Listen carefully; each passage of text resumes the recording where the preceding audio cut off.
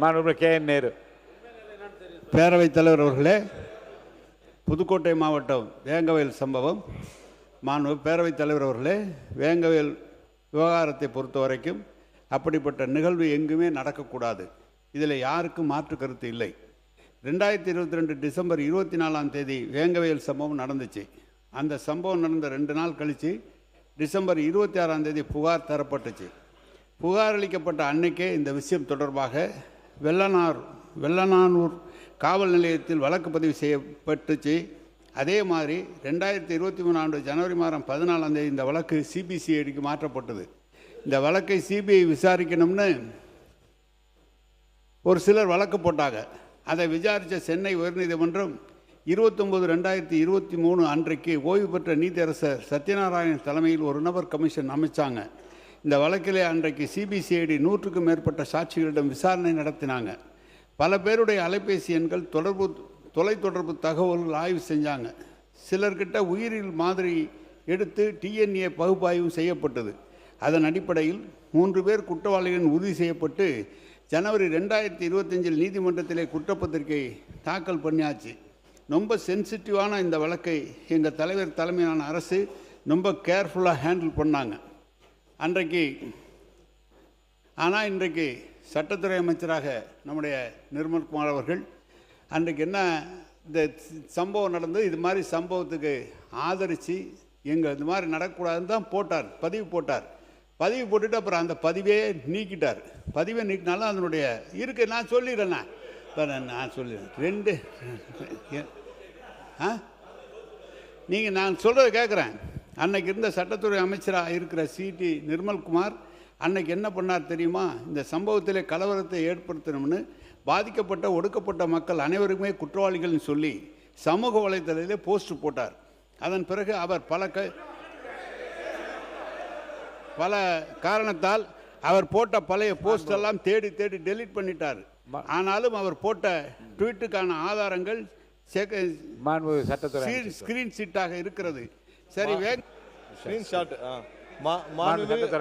பேரவைத் தலைவர் கொஞ்சம் இது மட்டும் சொல்லிட்டு, அதாவது உண்மைக்கு மாறான தகவலை சொல்லிட்டு வர்றார்.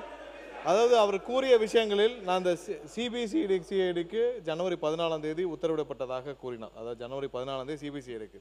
அதற்கு ஒரு வாரத்துக்கு முன்னாடி அப்போது முதல்வர், முன்னாள் முதல்வர், அதாவது திரு மு க ஸ்டாலின் அவர் இதே சட்டப்பேரவையில் இந்த வழக்கு குறித்து, இதில் கைது செய்யப்பட்டது குறித்து பல தகவல்களை தெரிவித்தார்.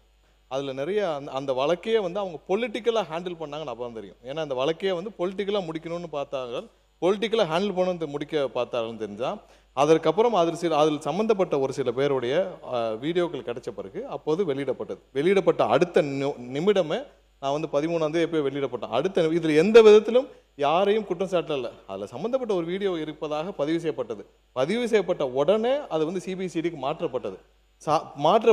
அதற்கு அப்புறம் பார்த்தீங்கன்னா என்ன பதிவு செய்தாரோ, அப்போ முதல்வர் என்ன இந்த அவையில் பதிவு செய்தாரோ அதற்கு நேர்மாறாக தான் வழக்கும் நடந்தது.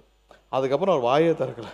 4 வருடங்கள் 3-4 வருடங்கள் அந்த வழக்கு சம்பந்தம் வாயை திறக்கலை. அந்த வழக்கை மொத்தமாக மூடி மறைத்து அதில் யார் உண்மை குற்றவாளி என்பதை வெளியில தெரிய விடாமல் செய்ததும் அப்போ முதல்வர் அதை தவறாக ஹேண்டில் பண்ணான்றதான்.